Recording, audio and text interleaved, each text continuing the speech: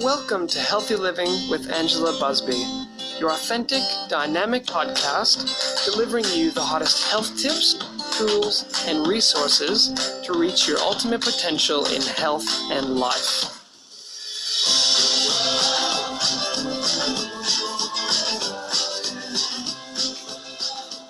Hi friends and listeners, and welcome back to the show. It's great to be here with you guys. I'm your host, Angela Busby, naturopath, nutritionist, and herbalist. And today I want to have a chat with you guys around some natural cough remedies and solutions. If you're in the southern hemisphere with us, we're just on the tail end of winter. We've just entered spring. But as many of you know, the end of winter and that change into the warm weather can send around another round of bugs, and that's what's been happening up here in Brisbane. There's some flus and colds and coughs going around, and if you're in the northern hemisphere, you're headed in the other direction into fall and into flu season. So I've done many episodes on colds and flus and natural remedies for fighting those, but I haven't actually done a whole episode dedicated to that annoying cough that can come quite often with a cold and flu. And so in our household, as some of you that listen regularly know, we have our first child. She's nearly 1 now. And for parents out there, you'll know how amazing our children are and how wonderful they share with us all their germs. And, you know, when they start crawling and putting things in their mouth and touching all the surfaces that we probably wouldn't put our mouth on or touch, it's quite easy for them to pick up lots of different bugs and germs and spread that around the family.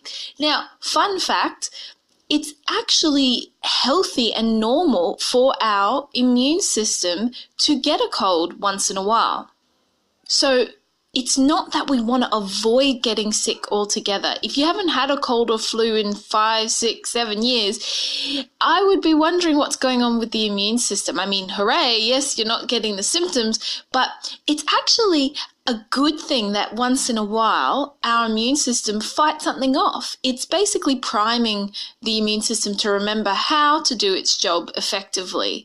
And so I always remember that going through college when I was studying naturopathy. You know, I went in thinking, if we do everything right, then we'll never get sick. Well, coming out the other end of my studies, I really changed that philosophy, and I realized, no, the point is being able to get a bug but fight it off effectively so that our immune system knows what to do and it doesn't have to drag out into this really long horrible thing. So, you know, once a year or once every 2 years catching a cold or flu, quite okay, quite normal. Doesn't mean you're doing anything wrong. It can actually mean that your body is just remembering how to do its job correctly. But we can do some wonderful things to help us through that so that we don't have to bear the brunt of all of these symptoms and don't have to have a lingering cough for weeks and weeks, because sometimes these post-viral coughs can just go on and on and on. And sometimes you'll have a cough that's trying to move mucus, but again, if your body's not got the tools and resources it needs, it's not doing an effective job, and that will prolong it as well. So that's that wet, rattling cough, and if that's not clearing, then that's a problem, because we know that clearly there's an infection, the body's trying to get rid of it, it's producing this mucus on purpose, but if we can't address the infection, which started the whole thing in the first place, and B, get rid of that mucus so that the lungs can clear again, that's when we become a sitting duck to things like chest infections and bronchitis and pneumonia, etc. So this is where this beautiful combination of just allowing our body to do its natural thing, get a cold or flu once in a while, clear it with its own resources, as well as combining it with some natural remedies to give it the boost that it needs, can be a wonderful mix. So, and the last thing to mention there, you know, talking to our pediatrician recently, it was just interesting to hear her say the same thing, that in her experience and from the research she looks at, it's quite normal for children, especially in the early years, to get up to 6 colds or flus a year. Now, that even sounds excessive to me, but I guess they are building their immune system from scratch. It's really coming out completely new, and it has to learn how to address all these things. And as we said earlier, they're putting things in their mouth. You know, you take them out, and the next thing, before you've had a chance to look down, they've grabbed things off the ground, they've put their mouth on the railing, and, you know, things that we just wouldn't dream of doing. And so it's quite normal. But even for our whole family, we can give them the best chance at fighting these things off by building their immune system with these natural remedies, and if they have got a cold or flu, using these things we're going to talk about to help get them over it. So just wanted to have that little preamble to chat around the fact that it is normal to get these ailments and to fight them off naturally. But let's get on to the ways we can address the cough. So there are different types of coughs we can have. We can have a dry cough, a wet cough, a productive cough, meaning it's actually getting the mucus up and out, which is what it should be doing, or an unproductive cough, a cough that's either not getting the mucus out or it's just dry and ongoing, and there's no real reason for the cough. So we'll look at some remedies that target each of these, and a lot of the remedies target all of them at the same time, which is good. And I've tried to pick remedies that will be most likely the things that you will have available to you, because there is 101 different ways you can tackle these things. There's so many different roads that lead to Rome, and if you do a bit of Google searching, you'll find so many blogs with 100 different recipes, and it's wonderful. It's just great. We have so many different natural ways to address things. So if you don't have access to one, you probably have access to another.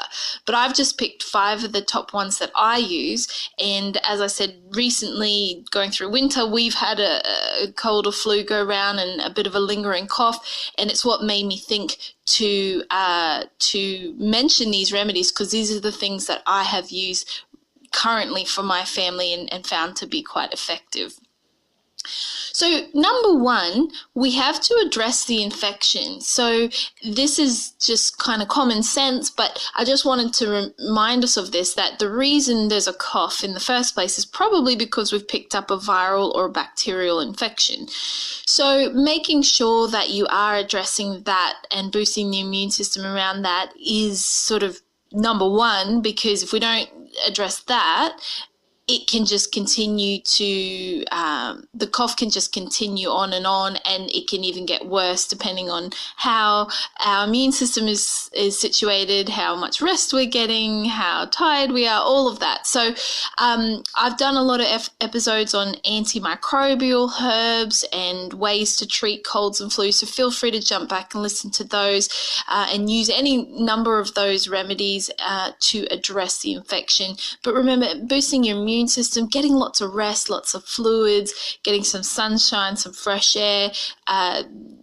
getting some antioxidants and things like vitamin C and zinc and vitamin D to boost your immune system, and using those antimicrobials like oregano, thyme, echinacea, andrographis. There's so many wonderful antimicrobials out there, and again, I've done lots of episodes on those, so feel free to jump back and listen to those. But make sure that you're doing something to support your body with the infection. But number 2, this is one of the most common but worth mentioning here every time, is your herbal tea with some honey. I particularly love lemon and ginger tea, or you can do lemon balm and ginger tea, and adding some honey is a wonderful mixture. The honey is soothing and demulcent on the throat, can really soothe an irritated and sore throat as well as that dry cough. And the tea itself has wonderful properties at soothing and boosting the immune system and calming the spasms that can occur when we get into those coughing fits. And also the interesting thing I really noticed this time around is that it's great at helping to basically melt any of that mucus that you might be bringing up with a wet cough, but if you've ever had that wet cough, you notice it can sometimes be so sticky that it's really hard to get up and out. So it kind of sits at the back of your throat, and then you keep coughing because your throat knows there's something there but can't get it up, can't get it down, doesn't know what to do with it.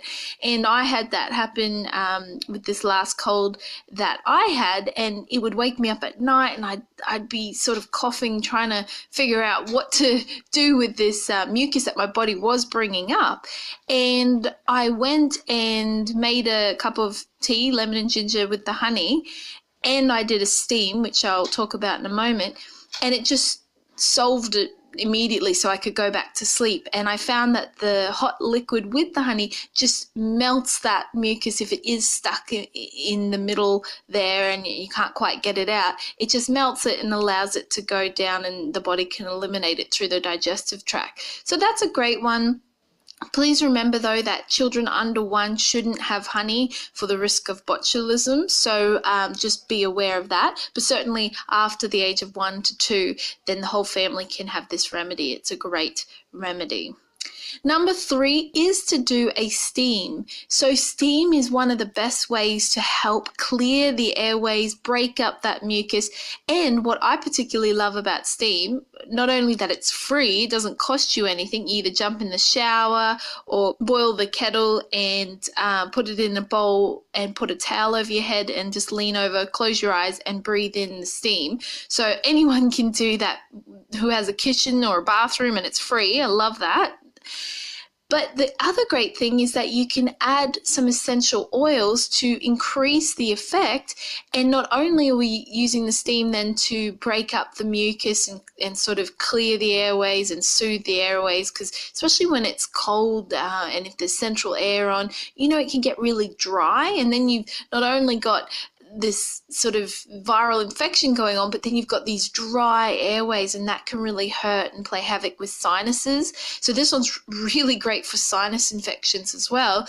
But basically you've got the steam, and then if we put some essential oils in the steam, we can make it super antibacterial and antiviral. So not only are we soothing the airways and the sinuses, we're actually addressing the infection directly where it's located. So we can add things like eucalyptus oil, tea tree oil, we can add lavender, thyme, sage, oregano. These are all lovely and antibacterial. Cinnamon. But my favorite here really is eucalyptus, and we can get that very easily here in Australia, seeing we're sort of the home of eucalyptus trees. So I always have a big sort of bottle of eucalyptus oil on hand, and that's the first go-to when any one of us comes down with some sort of a upper respiratory tract infection or sinus infection. We'll go to doing the steam, and do it a few times a day. Again, you can't really overdose on it. It's very cheap and effective way to address that directly. So it can really prevent the spread and the worsening of an infection, and it can break down that mucus and just help you breathe much clearer and move it through. So have some tissues ready. If you're at that stage in the cold, it can really sort of loosen that mucus up so that you can get it out. So that's a wonderful remedy. And hey, if the children are too small to do the steam with the towel over their head, put them in the bathroom, turn the shower on hot, let the steam sort of rise, pop a few drops of oil in the shower recess, and just sit in the bathroom with them and make it a fun game. Draw pictures on the shower door. That's a great way to get the kids to be able to utilize this remedy and have a bit of fun at the same time. Number 4, there are amazing herbs that we can use. I love herbs. I'm a herbalist myself, so I have a whole range of herbs in my clinic and at home, and I just love being able to go to these for all sorts of ailments. They're basically plants that have been ground up whole. We're using different parts of the plant, either the leaves, the roots, the flowers, the buds, whatever part has the active properties, we use that. And we can get these herbs as teas. So these are also ones that you could use with the honey as a tea, or you can get them as tinctures or liquid extracts, or even encapsulated, so that for easeability you can just pop a capsule, but you're still getting the whole plant as a natural remedy. So I love using herbs. And in this case, what kind of herbs we want to use are expectorant herbs, and that just means that it helps to remove mucus and break that mucus down, and spasmolytic herbs and carminative herbs, so herbs that are excellent at settling that spasm that can occur in the respiratory system when it's fighting an infection. And that's that dry sort of barking cough that just keeps going, but it's not productive, it's not moving anything out. So these are some of the main categories of herbs that we're going to go for, and as you'll see, some of these herbs really cross a lot of the different categories off at the same time. So number one is licorice, and again, there's so many different herbs that could be used. I'm just trying to pick herbs that you most likely may have in your kitchen cabinet or your medicine cabinet, or herbs that double up with other great uses. So I've talked a lot about licorice for its adrenal properties and also for its digestive properties. So, and it's a great one for kids. It tastes a bit better. So it's one that we might as well go to first for respiratory ailments as well. So it's mucoprotective, so it's going to help line and protect the mucous membranes, including our esophagus, so great for sore throat, and for the respiratory tract is all lined in mucous membranes. The digestive tract is lined in mucous membranes. It's a demulcent, which also means that it sort of coats these membranes to protect them and soothe them. It is an expectorant, so it'll help clear that mucus, and it's also anti-inflammatory. So we know that when we've got those infections, there's a lot of redness and swelling and inflammation. So this will help to soothe that as well. So licorice can be a great one. Again, can be had as a tea as well. So you might want to use that as a tea for children because it's a safer way to take it, or as a liquid extract or encapsulated for adults as a stronger version. Next up we have fennel.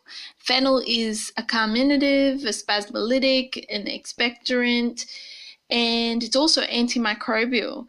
So it's excellent for coughs, for acute or chronic bronchitis, bronchial asthma, nasopharyngeal catarrh, so basically that mucus that gets stuck in those upper airways and upper respiratory tract infections. And again, fennel's also great for digestive issues, so it's an excellent one that you might keep on hand as a double up, so it can help for a few different ailments. It's also a galactagogue, so it helps produce the flow of lactation in milk. So if you're trying to breastfeed and a bit low on the milk flow, if you've got fennel in the cupboard, you can use it for that as well. So it's really wonderful, these herbs, how they have multiple effects. It's estrogen modulating, so if you've got hormonal issues, it can be helpful there. But in this case, we're using it, as I said, as an expectorant and to just calm those spasms in the airways, and also as an antimicrobial. Then we've got thyme. Thyme is also very antimicrobial. So we're talking about the thyme that's probably growing in your herb garden if you grow herbs. So it's wonderful. We can even just chop some up, put it in a tea, cook with it. Or if you have it as a stronger extract, then you can use it that way as well. Thyme is expectorant, spasmolytic, antibacterial, antifungal, antioxidant, and it's an antimicrobial. So thyme's also good for whooping cough, as well as that mucus, that sticky sort of mucus, pharyngitis, laryngitis, and pertussis, which is just another word for that sort of more whooping type of cough. It's also good for chronic bronchitis, as well as bronchial asthma.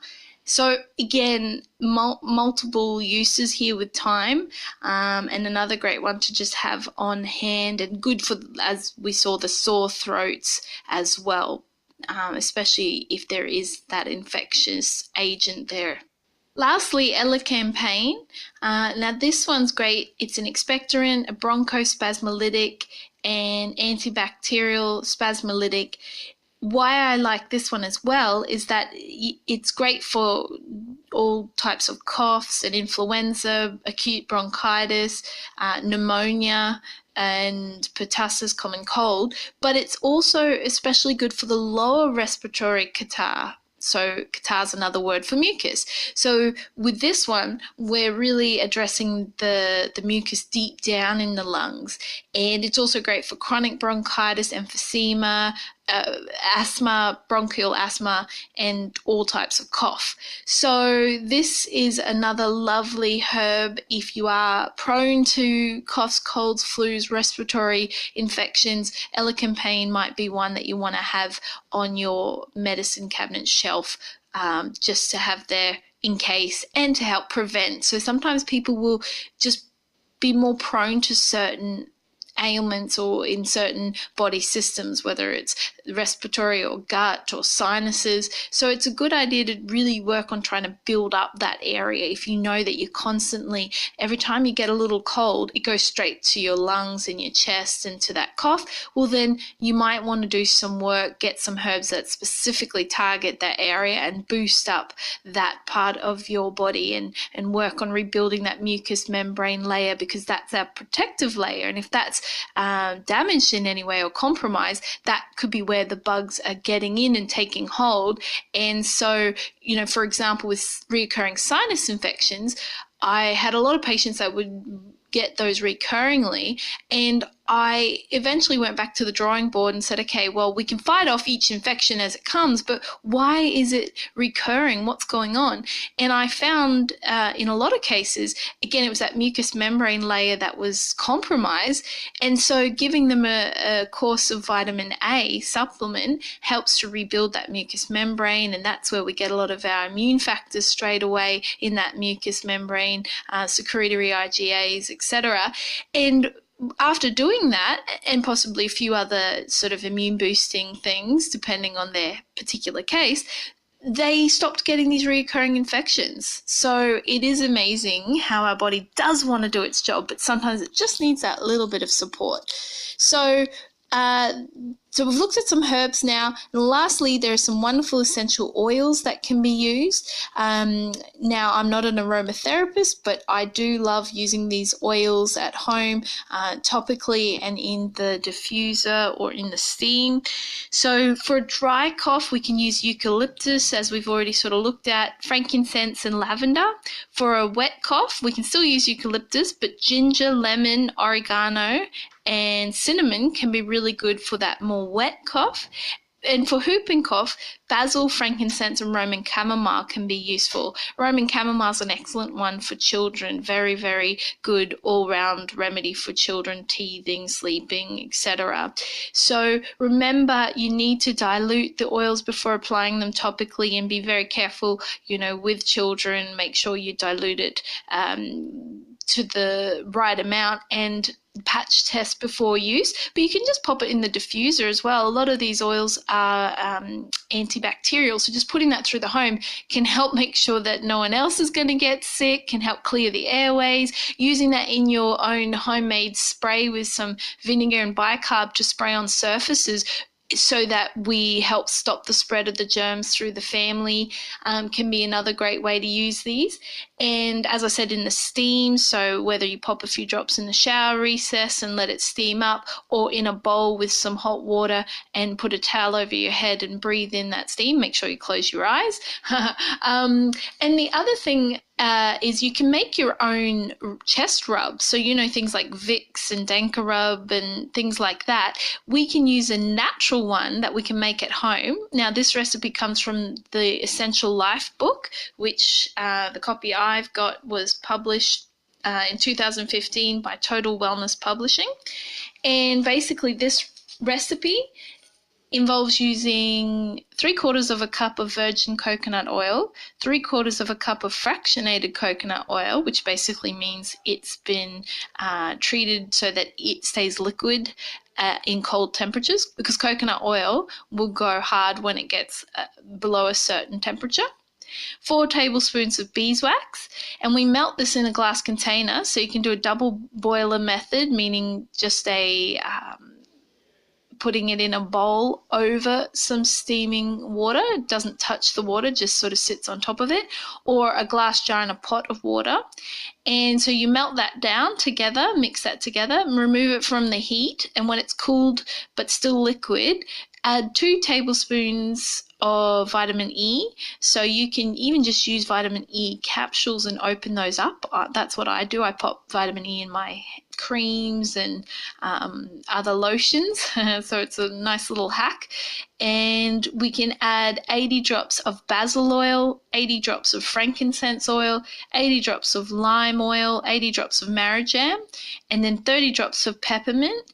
Remember, peppermint's a hot oil, so you don't want to use too much of that because some people can find that a bit irritating on the skin. So that's why we're only using 30 drops, 10 drops of eucalyptus, 10 drops of rosemary, 10 drops of lemon, and 5 drops of cardamom. Mix these together, let it cool, and then you can rub this on chest and back as needed, and even on the feet, because the feet will be a great place for absorption for the rest of the body. So that can be your own cough buster rub, it's called, that you can make, and you know exactly what's gone in it then, so you don't have to worry about any nasties.